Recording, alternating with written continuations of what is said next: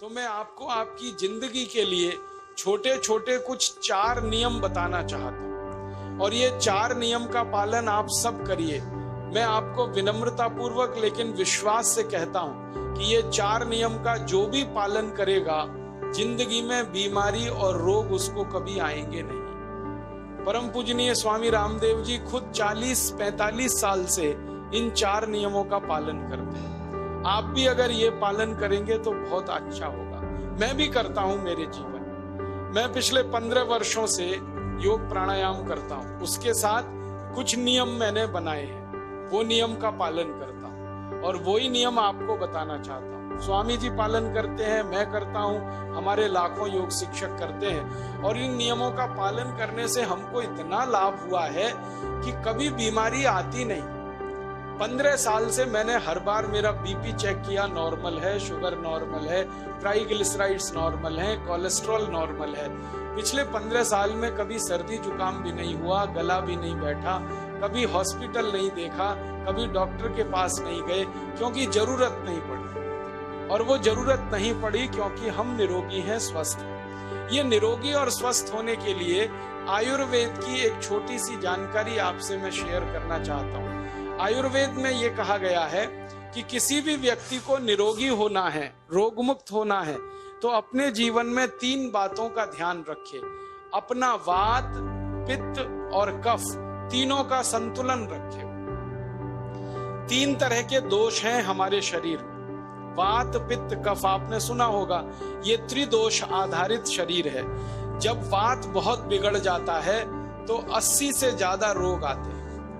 जब पित्त बहुत बिगड़ जाता है तो लगभग 46 से 50 रोग आते हैं, और जब कफ बिगड़ जाता है तो 28 रोग आते हैं, और वात, पित्त, कफ तीनों बिगड़ जाएं तो 148 रोग आते हैं। सर्दी, खांसी, जुकाम से लेकर और कैंसर तक जो आखिरी रोग माना जाता है, ये सब वात, पित्त, कफ के बिगड़ने का खेल है। तो इस देश के आयुर्वेद चिकित्सा के सबसे महान लोगों में से कुछ नाम आप जानते हैं, जैसे चरक ऋषि, जैसे सुश्रुत ऋषि। ऐसे एक ऋषि हुए बाघभट्ट। बाघभट्ट ऋषि ने एक पुस्तक लिखी है, उसका नाम है अष्टांग हृदयम, और एक पुस्तक लिखी है, उसका नाम है अष्टांग संग्रहम। इन दोनों पुस्तकों में उन्होंने 7000 नियम बताए हैं। उनमें से 4 बताता हूं, अच्छे लगे तो आज से ही पालन करो और दूसरों को भी बताओ, ताकि कोई भी इन नियमों का पालन करे तो बीमार ही ना पड़े। ये 4 नियम हैं वात, पित्त और कफ को संतुलित रखने के लिए। अब वात, पित्त, कफ तीनों एक साथ आपके संतुलित रहें, तो उसके लिए पहला नियम है खाना खाने के तुरंत बाद पानी नहीं पीना। ये पहला नियम। आप बोलेंगे ये तो बड़ी मुश्किल बात, खाना खाते ही पानी पीते हैं हम तो सबके सब, और बिना पानी पिए खाना ही नहीं खाते। कई लोग तो खाने से ज्यादा पानी पीते हैं, खाना कम खाते हैं, पानी ज्यादा पीते हैं। ये खाना खाने के बाद पानी कभी भी नहीं पीना, क्योंकि महर्षि बाघभट्ट कहते हैं भोजनांते विषम वारी, माने भोजन के अंत में पानी पियो तो जहर के पीने के जैसा है। इसलिए वो कहते हैं कभी भी खाने के तुरंत बाद पानी मत पियो। अब आप मुझे पूछोगे क्यों नहीं पिए, कारण बता दो। कारण मैं बताना चाहता हूं सरल भाषा। हम जब खाना खाते हैं ना, तो पेट में सारा खाना इकट्ठा होता है। पेट में एक स्थान होता है, उसको हम कहते हैं जठर। संस्कृत में, हिंदी में जठर कहते हैं, अंग्रेजी में उसको एपिगैस्ट्रियम कहते हैं, हिंदी में कुछ लोग उसको आमाशय भी कहते हैं। ये जठर छोटा सा स्थान है। आपके पेट में नाभि है ना, उसके लेफ्ट साइड में बाईं तरफ छोटा सा स्थान है। सारा खाना आपका इसी स्थान पर आता है। जो भी आप खाते हो, रोटी, चावल, दाल, सब्जी, दूध, दही, कुछ भी खाओ, सब कुछ जठर में आता है। अब जठर में जैसे ही खाना इकट्ठा होता है तो उसमें आग जलती, और उस आग को कहते हैं जठर अग्नि। मिला के बोल देते हैं जठराग्नि। आप जैसे ही खाना खाते हो, पेट में, जठर में अग्नि जलती है। वो अग्नि खाने को पचाती है, और अग्नि खाने को ऐसे ही पचाती है जैसे रसोई घर की अग्नि खाने को पकाती है। आपके रसोई घर में आप अग्नि जलाओ, उसके ऊपर दूध रख दो, दूध में थोड़ा चावल डाल दो, अग्नि जब तक जलती रहेगी खीर तब तक बनती रहेगी।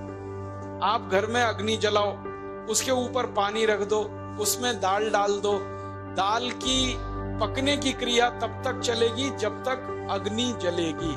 ऐसे ही पेट में होता है, जैसे ही आपने खाना खाया पेट में अग्नि जलती है, और जब तक अग्नि जलती है तो खाने के पचने की क्रिया चलती है।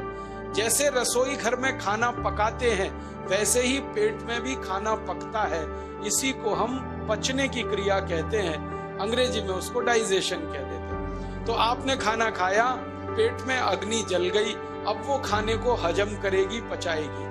अब मुझे एक प्रश्न का उत्तर दो आप, कि जैसे ही आपने खाना खाया पेट में अग्नि जल गई और वो खाने को पचा रही है, तुरंत आपने गट गट गट गट पानी पी लिया,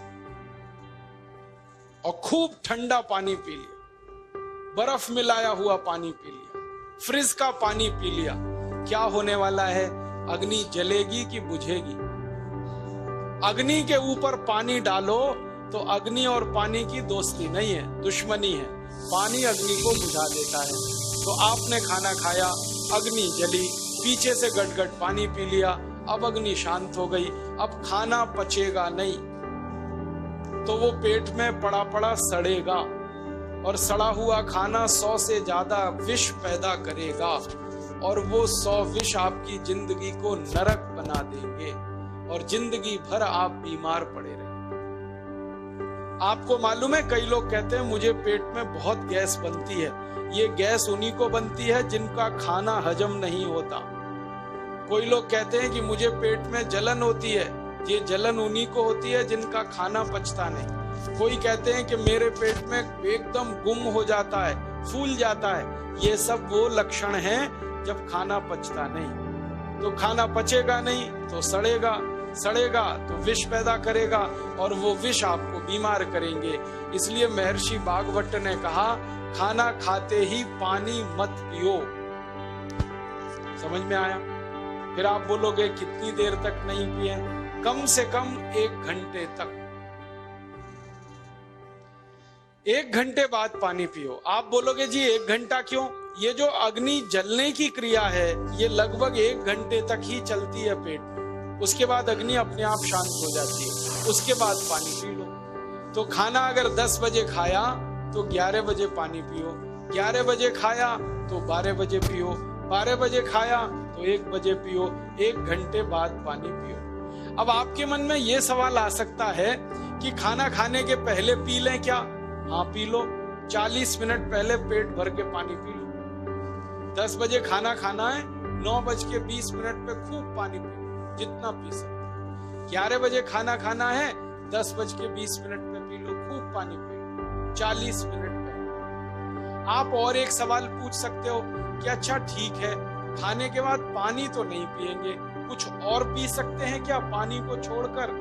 तो उसके लिए भागवत जी कहते हैं कि खाने के तुरंत बाद अगर पीना है तो दही की लस्सी पियो, मट्ठा। खाने के बाद अगर तुरंत पीना है तो फलों का रस पियो, गन्ने का रस पी लो, संतरे का रस पी लो, मौसमी का रस पी लो, अनार का रस पी लो। अब आप कहोगे ये सब महंगी महंगी चीजें बता रहे हैं, गन्ने का रस, संतरे का रस, अनार का रस, पैसे तो है नहीं। तो सबसे सस्ता रस है नींबू का ही रस पी लो, शिकंजी बना के पी लो, वो तो सबसे सस्ता है। तो खाना खाने के बाद या तो दही की लस्सी पियो या रस पियो। और एक तीसरी चीज है, दूध पी सकते हैं। तो खाने के तुरंत बाद पीना है तो दही की लस्सी या मट्ठा, खाने के तुरंत बाद पीना है तो कोई फल का रस, खाने के तुरंत बाद पीना है तो दूध। पानी 1 घंटे बाद। और अगर एक बात ध्यान रखो तो अच्छा है कि सवेरे खाना खाते हैं जिसको हम ब्रेकफास्ट कहते हैं, नाश्ता, तो फलों का रस पीना अच्छा, दोपहर को खाना खाएं तो लस्सी और मट्ठा पीना अच्छा, और रात का खाना खाएं तो दूध पीना अच्छा। जो लोग इस नियम का पालन कर सकते हैं जिंदगी में कभी भी 80 रोग उनको नहीं हो सकते। वात पित्त कफ तीनों ही इस एक छोटे से नियम से संतुलित रहते हैं। तो ये पहला नियम मैंने आपसे कहा। दूसरा नियम एक और है, और वो नियम ये है कि पानी कभी भी पियो, घूट घूट भर के पियो। जैसे गरम चाय पीते हैं, गरम कॉफी पीते हैं, गरम दूध पीते हैं, एक एक घूट भर के, एक एक सिप करके, ऐसे ही पानी पीने की आदत डालो। ये मुंह में एक बार गिलास लगा लिया, गटागट उसको खाली कर दिया, ये तरीका गड़बड़। एक घूट पानी, 2 घूट पानी एक बार में, उतना ही। आप बोलोगे ये क्या चक्कर है? बात ऐसी है कि एक एक घूट पानी जब हम पीते हैं तो मुंह की लार पानी के साथ मिलकर पेट में अंदर जाती है, और ये जो मुंह की लार होती है ये क्षारीय होती है और पेट में हमेशा अम्ल बनता रहता है। तो एक घूट पानी पिया, मुंह की लार इसके साथ अंदर गई, 2 घूट पिया और ज्यादा गई, बार बार लार अंदर जाएगी तो क्षार पदार्थ पेट के अम्ल के साथ मिलेगा। पेट में अम्ल बनता है, मुंह में लार क्षारीय होती है। तो ये क्षार को अम्ल में मिला दिया जाए और ये अच्छे तरीके से मिलकर पेट में जाए तो कभी भी कोई व्यक्ति के पेट को अम्लता नहीं होती, एसिडिटी नहीं होती। और पेट में अम्लता नहीं होती तो रक्त में अम्लता नहीं होती, और जिनके रक्त में अम्लता नहीं होती उनकी जिंदगी में कभी भी वात पित्त कफ के असंतुलन की स्थिति पैदा नहीं होती। इसलिए पानी घूट घूट करके पीना। मैं आपको एक छोटा सा मेरा ऑब्जर्वेशन बताता हूँ, परीक्षण। आप भारत देश में या दुनिया में कहीं भी जाओ, मनुष्य को छोड़कर पशु पक्षियों को देखना शुरू करो, वो पानी कैसे पीते हैं। किसी चिड़िया को पानी पीते हुए देखो, किसी पक्षी को पानी पीते हुए देखो, वो चोंच के 1 बूंद ही के बराबर ही पानी उठाता है। एक बार में 1 बूंद पानी लेगा, फिर थोड़ी देर चोंच चलाएगा, फिर पिएगा, फिर दूसरी बूंद लेगा, फिर चोंच चलाएगा, फिर पिएगा, फिर तीसरी बूंद। एक एक बूंद पक्षी पानी पीता है। कुत्ते को पानी पीते हुए देखो, चाट चाट के पानी पीता है। शेर को पानी पीते हुए देखो, चाट चाट के पानी पीता है। जितने जानवर चाट कर पानी पीते हैं, जितने पक्षी एक एक घूंट पानी पीते हैं, किसी भी पक्षी और किसी भी जानवर को डायबिटीज नहीं है, किसी को अर्थराइटिस नहीं है, कोई पक्षी ओवरवेट नहीं है, कोई पशु ओवरवेट नहीं है। वो सब स्लिम और ट्रिम है क्योंकि वो इतने होशियार हैं कि पानी चाट के पीते हैं या घूट घूट करके। अब मुझे ये हैरानी होती है कि ये पशु पक्षियों को कौन सिखाता है? वो अपने जन्म से ये ज्ञान सीख के आते हैं। उनका कोई गुरु नहीं है, उनका कोई विद्यालय नहीं है, उनके कोई प्रशिक्षण शिविर नहीं लगते, फिर भी उनको इतनी अकल है कि पानी घूट घूट पीना। और हम ये मनुष्य जिनके इतने गुरु, इतने विद्यालय, इतने कॉलेज, सीखने वाले, सिखाने वाले, और हम मूर्खों के मूर्ख गटागट गटागट पानी पीते हैं। तो पानी पीने का तरीका बदल दो, घूट घूट भर के पानी पीना। ये दूसरा नियम। तीसरा नियम है कि जिंदगी में कितनी भी प्यास लगे, ठंडा पानी कभी मत। बर्फ डाला हुआ पानी, फ्रिज में रखा हुआ पानी, वाटर कूलर का पानी जिसका तापमान बहुत कम है, ये कभी मत पीना। क्यों? क्योंकि शरीर आपका गर्म है और पानी ठंडा है। अब होता क्या है वो मैं समझाता हूँ सरल भाषा। पेट तो गर्म है, अब इसमें ठंडा पानी डाल दिया आपने तो अंदर झगड़ा होता है। और झगड़ा क्या होता है? या तो पानी पेट को ठंडा करेगा या पेट पानी को गर्म करेगा।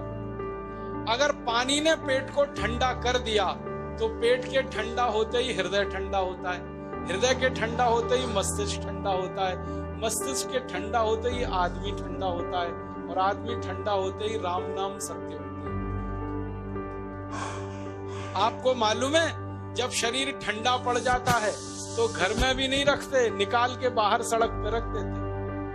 जो घर आपने बनाया अपनी मेहनत से, शरीर के ठंडा पड़ते ही निकाल बाहर करते हैं उस घर में से, और फिर चिल्लाने लगते हैं लेके जाओ, जल्दी लेके जाओ, इसको जला के आओ। माने ठंडे शरीर की इज्जत नहीं है। तो ठंडा पानी क्यों पी रहे हो भाई? बंद कर दो। कोई जानवर ठंडा पानी नहीं पीता, कोई पक्षी नहीं पीता। तो आप ये ठंडा पानी पीना बंद करो, सादा पानी पीना शुरू करो। और गर्मी के दिनों में बहुत अगर आपको तकलीफ है तो मिट्टी के घड़े का पानी पी लेना, फ्रिज का और बर्फ का नहीं पीना। ये तीसरा नियम है। और चौथा और आखिरी नियम है कि आप सवेरे ही सवेरे जब सोकर उठते हो तो सबसे पहले पानी पियो। जैसे ही आपकी आंख खुल गई तो पहले 2-3 गिलास पानी पी लो, उसके बाद आप टॉयलेट में जाओ। उठते ही पानी पियोगे तो 2 फायदे हैं। पहला फायदा ये है कि पानी पेट में जाकर बड़ी आंत को साफ करता है, और जैसे ही बड़ी आंत की सफाई होगी पेट पे दबाव पड़ेगा और आप संडास घर में जाएंगे, 2-3 मिनट में पेट आपका साफ हो जाएगा। जिनका पेट सुबह एक बार में साफ हो जाता है उनकी जिंदगी में कभी रोग नहीं आता। इसलिए सुबह सुबह उठते ही पेट साफ होना जरूरी है। और उठते ही पानी पियोगे तो मुंह की जो लार है वो पानी के साथ मिलकर अंदर जाएगी। सुबह पेट में एसिड की मात्रा ज्यादा होती है, इसलिए लार का पेट में जाना बहुत जरूरी है। इसलिए सुबह उठते ही पानी पीना बहुत जरूरी है। ये 4 नियम हैं आयुर्वेद के। पहला नियम, खाना खाने के 1 घंटे बाद पानी पीना। दूसरा नियम, पानी को हमेशा घूट घूट भर के पीना। तीसरा नियम, कभी भी जिंदगी में ठंडा पानी नहीं पीना। और चौथा और आखिरी नियम, सवेरे उठते ही सबसे पहले पानी पीना। 4 नियमों का पालन जो भी अपने जीवन में कर सकता है वो वात पित्त कफ तीनों को संतुलित रख सकता है। और जिसका वात पित्त कफ संतुलित है उसके जीवन में बीमारी नहीं आती है।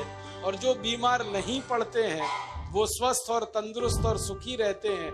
उनकी जिंदगी का खर्चा कम होता है और देश का भी बहुत सारा पैसा बचता है। आपको शायद मालूम है या नहीं, 1 साल में हम जब बीमार